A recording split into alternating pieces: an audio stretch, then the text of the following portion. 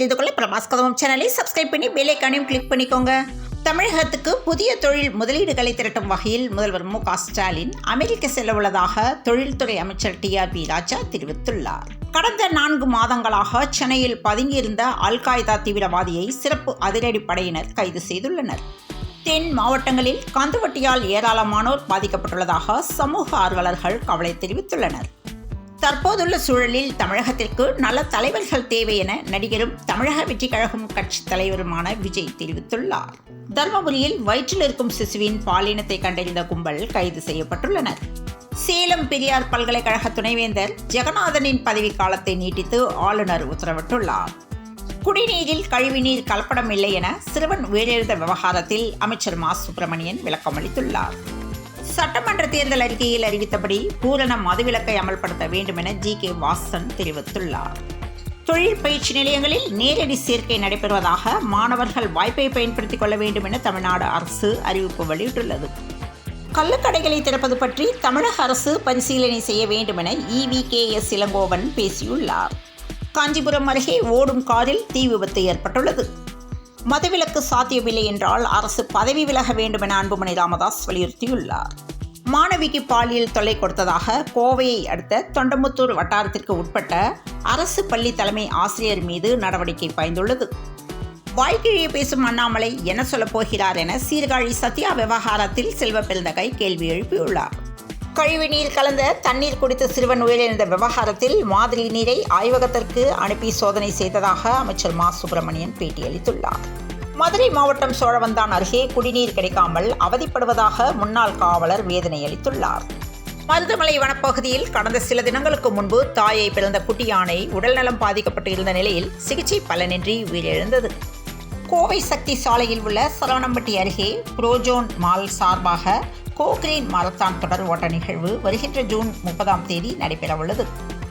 சிறுவனை கேட்டின் வெளியே விட்டுவிட்டு வீட்டுக்குள் நுழைந்த நொடிகளில் குழந்தையை சுற்றி வளைத்த தெரு நாய்களிடமிருந்து கனப்பொழுதில் தந்தை காப்பாற்றியுள்ளார்.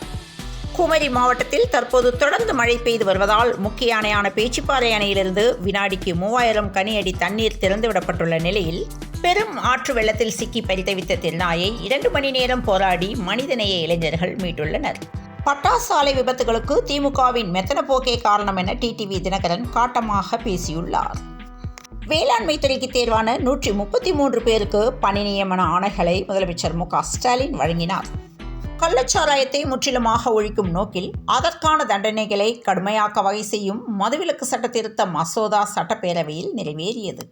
கோவை மாவட்டம் பொள்ளாச்சி அருகே மது குடித்த 2 பேருக்கு திடீர் வாந்தி மயக்கம் ஏற்பட்டுள்ளதால் மருத்துவமனையில் அனுமதிக்கப்பட்டுள்ளனர். காவல்துறை மானிய கோரிக்கையில் 100 புதிய அறிவிப்புகளை முதலமைச்சர் மு.க. ஸ்டாலின் வெளியிட்டுள்ளார். வன்னியர்களுக்கான இடஒதுக்கீட்டு புள்ளி விவரங்களை வெள்ளை அறிக்கையாக வெளியிட வேண்டும் என்று தமிழக அரசுக்கு சட்டப்பேரவை ஜி.கே. மணி வலியுறுத்தியுள்ளார்.